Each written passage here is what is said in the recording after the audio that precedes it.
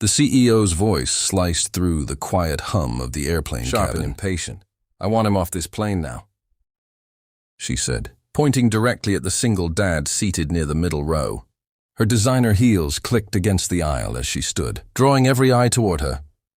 The man she had singled out looked exhausted, his jacket slightly worn, his hair unkempt, as if life hadn't given him a moment to rest in years.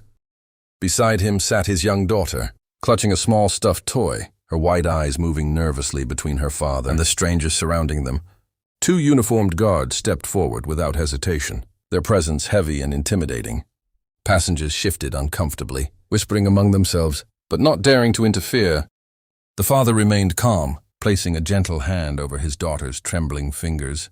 "It's okay," he murmured softly, his voice steady despite the tension building around him. "Everything will be fine." There was no anger in his tone, no desperation, just quiet reassurance. "Sir, you need to come with us," one of the guards said firmly, though his eyes hinted at uncertainty. The situation didn't feel right, but orders were orders. The CEO crossed her arms, her expression cold and unmoved. To her, this was simply a matter of standards. Someone who didn't belong in her carefully controlled world. The man slowly stood up, careful not to startle his daughter. She clung to him tighter. "Daddy." "What's happening?" she whispered, fear creeping into her small voice. He bent slightly, brushing her hair back with tenderness. "Nothing we can't handle," he replied, offering her a faint but comforting smile as he straightened.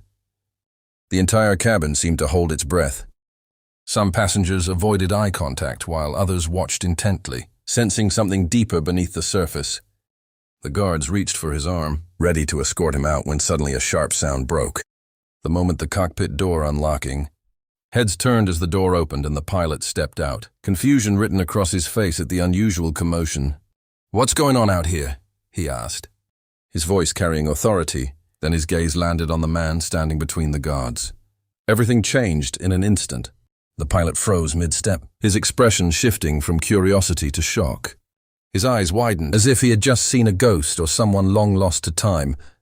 He took a few hesitant steps forward, studying the man's face more closely, searching for confirmation of what he thought he recognized.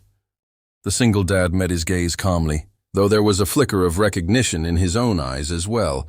The cabin fell into a deeper silence now, the tension no longer just about removal, but about revelation. The pilot's voice, when it finally came, was no longer authoritative, but filled with disbelief and emotion.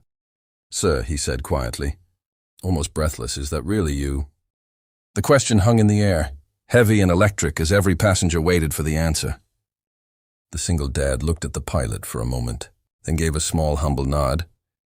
"Yeah, it's me," he replied quietly. There was no pride in his voice, no attempt to draw attention, just simple truth, but the effect it had on the pilot was immediate.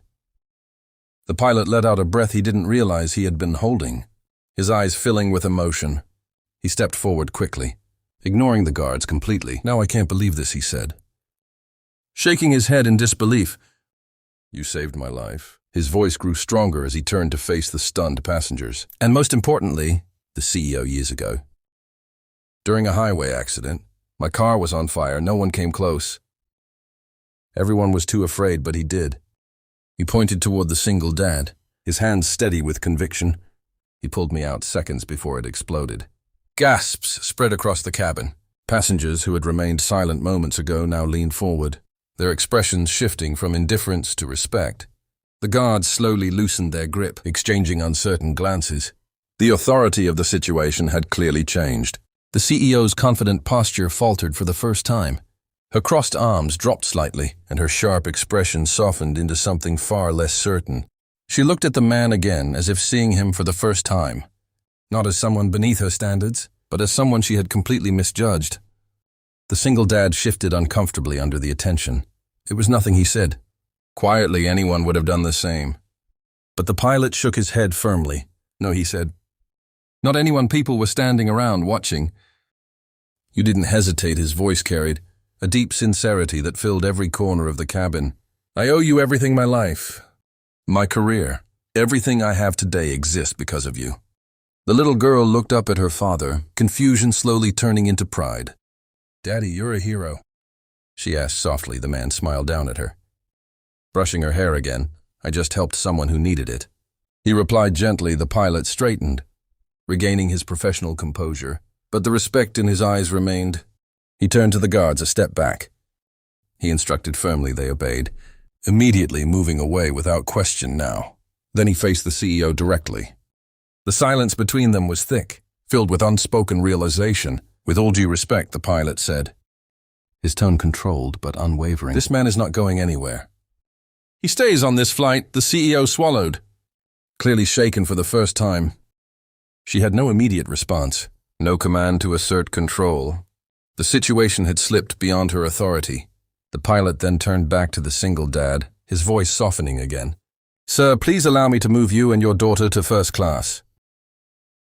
It's the least I can do. There was no hesitation in his offer. Only gratitude. Passengers began to nod and murmur in agreement. Some even offered small smiles. The atmosphere of judgment had transformed into one of admiration. The single dad hesitated for a brief moment, then looked at his daughter. She smiled brightly now, her earlier fear completely gone. He gave a small nod, and just like that, everything changed.